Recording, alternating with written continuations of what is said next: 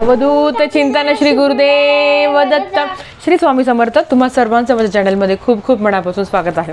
आपल्याकडे पैसा यावा, लक्ष्मी यावी आणि तिने अखंड वास करावा हे प्रत्येक सर्वसामान्य माणसाला वाटत असतं. आणि काय होतं ना, कधी कधी आपण इतक्या स्वामी सेवा करतो, कोणत्याही देवाची सेवा करतो, पण त्या कार्याला जर यश येत नसेल तर कुठेतरी आपण देवालाच नाव ठेवतो आणि म्हणतो की ताई आम्ही इतक्या सेवा करतो तरी आमच्या मनातल्या इच्छा पूर्ण का नाही होत.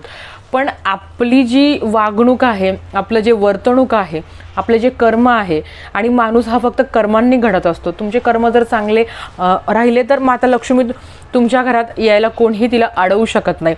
आता तुमचे कर्म म्हणजे काय, कुठेतरी आपल्या सवयी असतात. आपल्या सवयी, आपली जर वाईट सवय असली तर आपली कर्म देखील वाईट होत असतात. आयुष्यात वाईट गोष्टी फार लवकर शिकत असतो आपण, पण चांगल्या गोष्टी शिकायला खूप जास्त वेळ लागत असतो. आणि ह्याच वाईट गोष्टी आपल्या आयुष्यात, आपल्या घरात, आपल्या संसारात खूप इफेक्ट करत जातात.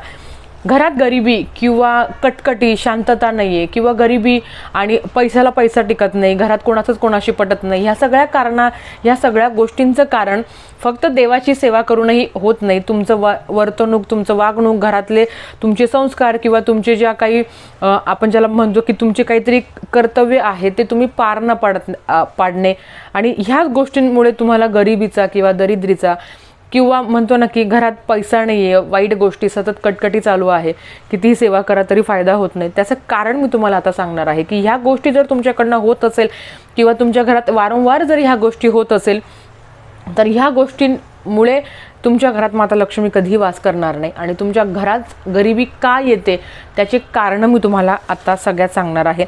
सर्वप्रथम आपल्याला माहिती आहे की अतिथी देवो भव.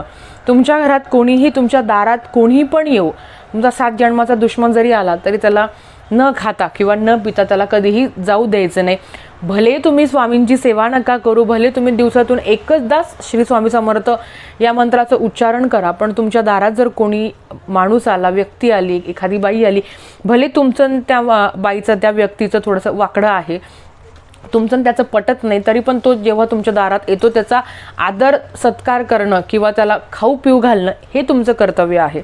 याने काय होईल माहिती का, की भले त्याच्या मनात किती पण तुमच्याबद्दल वाईट आहे, तो तुमचा जर वेल विशर नसेल, तो तुमच्या मनात किंवा त्याच्या मनात तुमच्याबद्दल नेहमी वाईट आहे आणि तो कधी तुमच्याबद्दल चांगला विचार करणार नाही, तरी पण त्याचा आत्मा तुम्हाला दुवा देईल. त्याला कुठेतरी गिल्ट वाटेल की बघ मी हिच्याबद्दल इतका वाईट आहे, पण तरी मी तिच्या घरी गेल्यानंतर तिने मला चहा दिला, नाश्ता दिला, कोणी पण येऊ, मी असं नाही म्हणत की त्याला तुम्ही रोज पाची पक्वानं करून खाऊ घाला, पण तुमच्या घरात येणाऱ्या माणसाला न चहा पिता, न पाणी पिता, कमीत कमी न पाणी पिताही तुम्ही त्याला कधीच पाठवायचं नाही. हे सगळ्यात मोठं आहे की माता लक्ष्मी तुमच्या घरात वास करते आणि माणूस हा त्याच्या कर्मांनीच घडत असतो. तुमचा कर्म जर चांगले राहिले तर अर्थात कोणीही तुमचं वाईट करायचा विचार जरी केला तरी स्वामी तुमचं कधीही वाईट होऊ देणार नाही. दुसरी गोष्ट की घरात अस्वच्छता. काही घरांचे बघा, म्हणजे असं राहतं की काही लोकांचं घर 1 BHK असतं किंवा 1 RK असतं, 1 रूम किचनचं घर असतं, पण त्यांच्या घरात इतकी पॉझिटिव्हिटी असते, इतकी स्वच्छता असते ना की ते घर ते घर एकदम गोकुळासारखं वाटतं. आणि काही लोकांचं घर खूप मोठा बंगला असतो, पण त्या घरात नेहमी अस्वच्छता असते, खूप जाळं जळमटं कचरा असतो, घरात खूप प्रकारचे तुटलेल्या भांडे, फुटलेल्या वस्तू, कप, फर्निचर हे सगळे तुटलेले असतात, तरी पण ते लोक त्याचा वापर करतात. त्यांना असं वाटतं की ह्या वस्तू आम्ही खूप कष्टाने केलेल्या आहे. मला त्यांना पण तेच सांगायचं आहे की मला माहिती आहे आपण सगळेजण कष्ट करून ह्या सगळ्या गोष्टी घेतलेल्या आहे, पण घरात गरिबी येण्याचे जर कारण, तुमच्या घरात जर तुटलेल्या चपला, फुटलेले भांडे, चिरा पडलेल्या कब्बशा, वाट्या, डिशा ज्याला चिरा पडलेल्या आहे, अशा जर गोष्टी तुमच्या घरात असेल तर तुमच्या घरात गरिबी आणि दरिद्री येणारच येणार, यात काही शंका नाही. बरे तुमच्या घरात तुम्ही श्रीयंत्राचा स्थापना केलेली आहे, पण तुमच्या जर हे सगळ्या गोष्टी असेल तर तुमच्या घरात गरिबीच येणार, दरिद्रीच येणार. म्हणून भले थोड्याशाच वस्तूमध्ये संसार करा, पण त्या गोष्टी चांगल्या पाहिजे.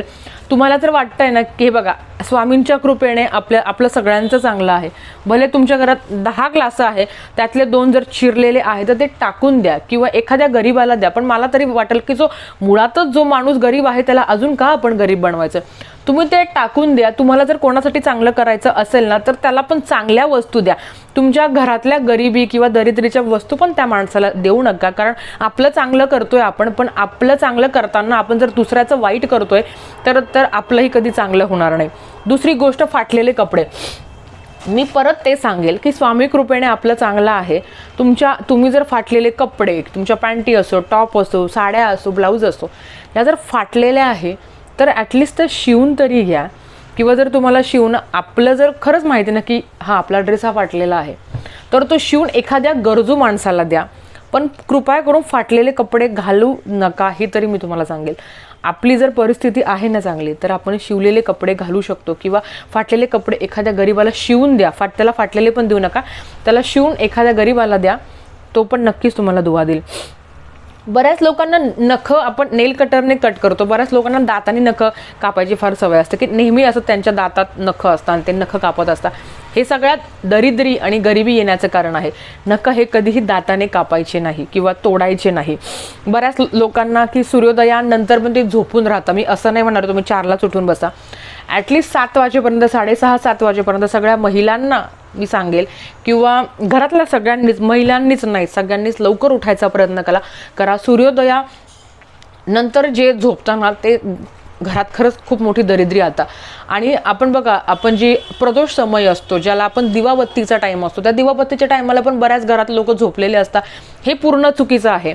जेव्हा तुमच्या घरात संध्याकाळची आपल्या घरात लक्ष्मीचा वास असतो, तुम्ही कितीही मोठ्या घरात राहत असाल, किती छोट्या घरात राहत असाल, संध्याकाळी तुमच्या घरात सकाळ संध्याकाळ तुपाचा दिवा लावलाच गेला पाहिजे. संध्याकाळी तुम्ही संपूर्ण दारं खिडक्या उघड्या करून द्यायच्या. असं नाही की मला माहिती थंडी आहे, डास आहे, 15-20 मिनिटात तर 15-20 मिनिटं दारं खिडक्या सगळ्या तुम्ही उघड्या करून द्या. कोणत्याही प्रकारचं TV, गाणे त्या काळात लावायचे नाही. तुमच्याकडे मंत्रस्तोत्र, आरत्या असेल तर यूट्यूबला लावा. 15-20 मिनिटं आपल्या घरातलं वातावरण हे आनंदमय पाहिजे. सगळ्या मंत्रस्तोत्रांनी आपलं घर भरून गेलं पाहिजे. आणि मी परत एकदा सांगेल की झोपा तुम्ही. मी असं नाही म्हणतो तुम्ही झोपू नका, पण सवासांचं तरी तुम्ही झोपू नका. आणि सकाळ संध्याकाळ शुद्ध गायचा दिवा तुम्ही लावा. तुळशीला पण तुम्ही दिवा लावा. आपल्याला पण माहिती आहे की भगवान विष्णूंना तुळस अतिशय प्रिय आहे. आपण जर तुळशीची मनोभावे सेवा केली तर भगवान विष्णू आपल्यावर प्रसन्न होतील, यात काहीच शंका नाही. आपल्या घरात बऱ्याच वेळा होतं असं की आपल्या चपला नेहमी पालथ्या पडलेल्या असतात, कोणाच्या पण असो, आणि आपण त्याच्याकडे लक्ष देत नाही. मी सगळ्यांना सांगेल, तुमच्या घरात कोणाची पण चप्पल पालथी पडलेली असो, ती सरळ करा. कारण घरात जर पालथी चपला जर पडलेल्या असल्या तर ते सगळ्यात मोठं दरिद्री आणण्याचं कारण आहे. असं समजायचं की त्याने आपल्या घरात दरिद्री येते. त्याच पद्धतीने मी तुम्हाला सांगणार आहे की तुमच्या घरात देवघर छोटं असो मोठं असो, तुम्ही ते कुठे पण ठेवलेलं असो, तुमचं बेडरूम असो, हॉल असो, किचन असो, देवांना कधीही अंधारात ठेवायचं नाही.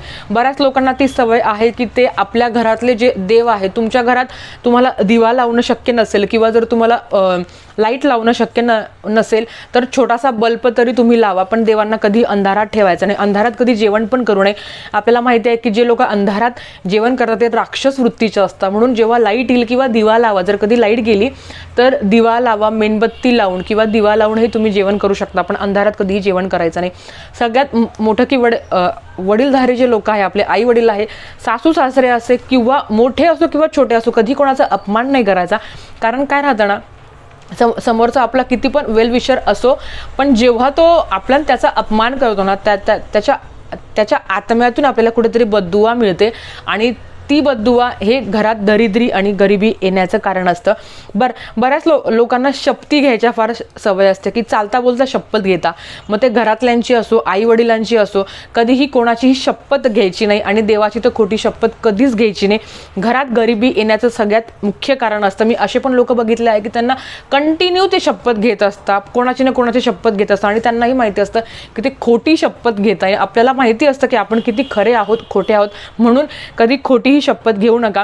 तुमच्या घरात दर शनिवारी न चुकता दर शनिवारी घरातले जाळं जळमटं काढायचे आहे. भले तुमच्या घरात जाळं जळमटं नसेल तरी पण एक हात तुम्ही मारून घ्यायचा आहे. रोज झाडझूड फरशी घरात झालीच पाहिजे. फरशी नाही तुम्ही स्वच्छ केली तरी चालेल, पण घरात रोज झाडझूड केली पाहिजे. दर शनिवारी गुरुवारी तुम्हाला तुमचं घर स्वच्छ ठेवण्याचा प्रयत्न करा. आपल्याला माहिती आहे जिथे स्वच्छता आहे तिथे माता लक्ष्मी प्रसन्न होते. सकाळ संध्याकाळ घरात धूप दीप लावा. जेवढं सुगंधी तुम्हाला तुमचं घरातलं वातावरण ठेवता येईल तेवढं ठेवा. बघा, धूप दीप लावायला काही लाख रुपये लागत नाही, 5-50 रुपयाला आपल्याला धूप अगरबत्ती ह्या सगळ्या गोष्टी मिळतात. म्हणून घरात तुम्हाला जेवढं आनंदमय आणि प्रसन्न वातावरण ठेवता येईल तेवढं तुम्ही ठेवायचा प्रयत्न करा. घरात कटकटी करू नका. सगळ्यात मोठं दरिद्री आणि गरिबी येण्याचं कारण असतं की कटकटी. घरात जेवढं शांत राहता येईल तेवढं राहा. मी महिलांना पण सांगेल, आता तुम्ही म्हणाल की ताई तुम्ही फक्त महिलांना सांगत असता, पण आपण घरातले कुलस्त्री आहोत. आपलं काम आहे घरात सगळ्यांचं मन जपणं, घरात व्यवस्थित राहणं. म्हणून कितीही काही झालं तरी घरातली कटकटी टाळायचा प्रयत्न करा. कोणाला जर तुम्हाला असं वाटतं की आता भांडण होत आहे तर ते मिटवण्याचा प्रयत्न करा. घरात जर कटकटी होत राहिल्या तर तिथे माता लक्ष्मी कधीही वास करणार नाही.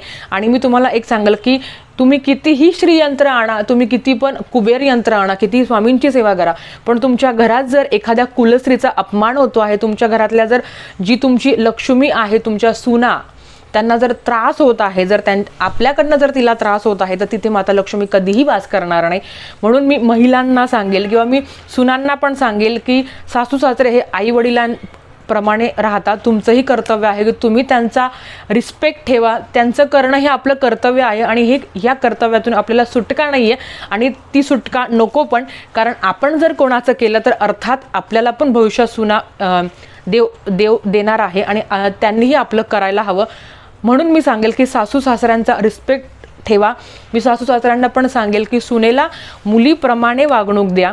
कारण जिथे ज्या घरात सुनांचा अपमान होतो तिथे माता लक्ष्मी कधीही वास करत नाही. ते घर किती पण मोठं असो, ते लोक किती पण श्रीमंत असो, ह्या सगळ्या गोष्टी होत्या की ज्याने आपल्या घरात अलक्ष्मी किंवा गरिबी येण्याचे कारण आहे. तुम्ही विचार करा तुमच्याकडनं किती गोष्टी घडता आणि मग आपण म्हणतो की ताई आम्ही स्वामीचरित्र सारामृत केलं, आम्ही गुरुचरित्र वाचलं, आम्ही हे केलं, आम्ही ते केलं, पण आम्हाला काहीही फरक पडत नाही. कारण हे तुमचे गुण असतात, हे तुमचे कर्म असतात की त्या पद्धतीने देव तुम्हाला फळ देत असतो. अतिशय छोटीशी माहिती होती जी मला तुमच्यासोबत शेअर करायची होती. झालेली सेवा महाराजांच्या चरणी मी रुजू करते आणि आजचा व्हिडिओ इथे सेंड करते. शेअर करा, सबस्क्राईब करा. भेटूया परत अशाच एका नवीन व्हिडिओ सोबत. श्री स्वामी समर्थ.